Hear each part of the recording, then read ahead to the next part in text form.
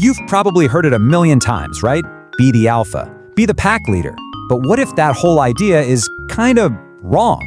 What if the real goal isn't to dominate your dog, but to earn their trust in a totally different way? And this right here, this really captures a huge shift in how we understand our dogs now. We're moving away from that old school model of force and fear. All the modern science is showing us that our dogs aren't looking for a boss to push them around. They're looking for a leader, someone who makes them feel safe and secure. It's a complete flip from conflict to connection. So how can you actually tell if you've built this new kind of relationship? Well, today, we're going to break down 5 really powerful signs. Some of them are so subtle you might not even notice them, that show your dog doesn't just obey you, but genuinely respects you as their trusted leader. And trust me, you're going to want to stick around for the last one, because that's the ultimate test. All right, our first sign. This is something you probably see every single day and don't even think twice about it, but it's huge. It's all about your dog making a voluntary choice to let you take the lead. So, what we're talking about is something called relaxed deferral, and it perfectly sums up the whole boss versus leader thing. This is not about you yelling a stay command at the front door. This is your dog all on their own, just choosing to pause, look back at you, and wait for your cue. It's a dog that doesn't feel that frantic need to barge through first because it completely trusts you to handle whatever's on the other side. And what's so incredible about this is the message your dog is sending you. They're basically saying, hey, I trust your judgment about what's out there way more than my own impulse to just bolt outside. That simple pause, that's a massive, massive sign of respect. Okay, let's move on to sign number 2, and you'll see how this all starts to connect. This one comes from some really deep psychology. We actually see the same thing in human toddlers. It's called the secure base effect.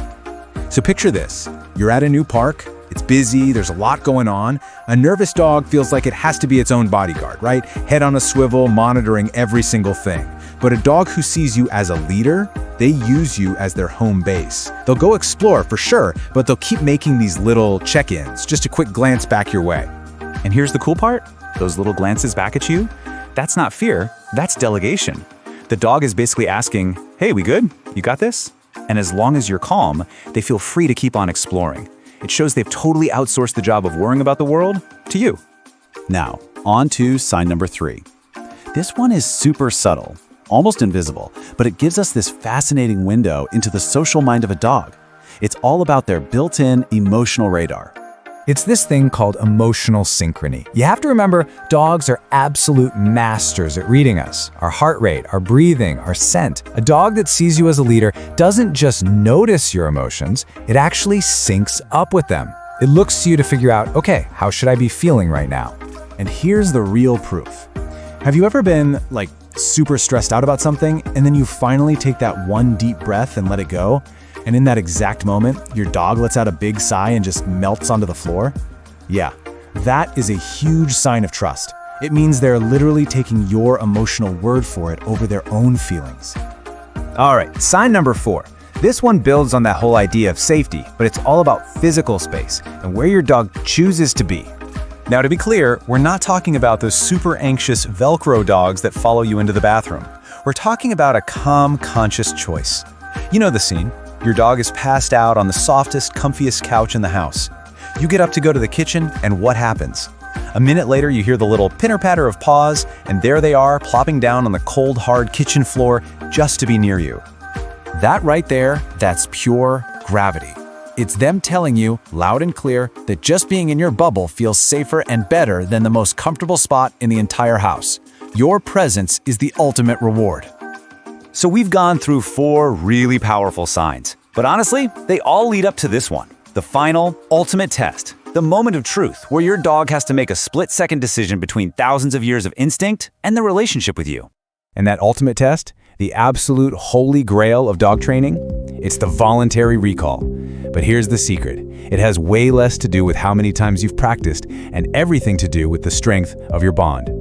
And this visualizes the battle perfectly. I mean, think about what's going on inside your dog's head in that split second. On one side, you've got pure, raw instinct screaming, "Get that squirrel." And on the other side, there's just you. Your voice, your connection, your leadership. And here's where you see the truth. A dog that spins around mid-chase and comes back to you isn't doing it because they're scared of getting in trouble. No way. They're doing it because they've done the math, and and they've decided that being with you is just a better deal. It's more valuable than that short-term thrill. They choose the relationship. So let's put it all together. These are the 5 pillars of leadership built on trust. It all starts with that simple, relaxed deferral at the door, which builds to them using you as their secure base out in the world. It deepens with that emotional connection. It's proven when they show that chosen proximity, and it all culminates in the ultimate test, the voluntary recall, where they choose you over everything else. And this quote, man, it just says it all, doesn't it? The old alpha thing was about being big and loud and forceful. But this new understanding, it's all built on trust, on consistency. True leadership isn't about being the boss. It's about being the calmest, safest, most reliable person in your dog's entire world. So I want you to think about your own dog right now. How many of these signs do you see? Maybe you see 1 or 2, maybe you see all 5. Which one made you go, huh, I never thought of it that way before? Really thinking about this stuff can totally change the way you see your best friend. Hey there. If you're curious about what's really going on inside your dog's mind, make sure to subscribe for more. Give this video a like and share your thoughts or your dog's behavior in the comments below.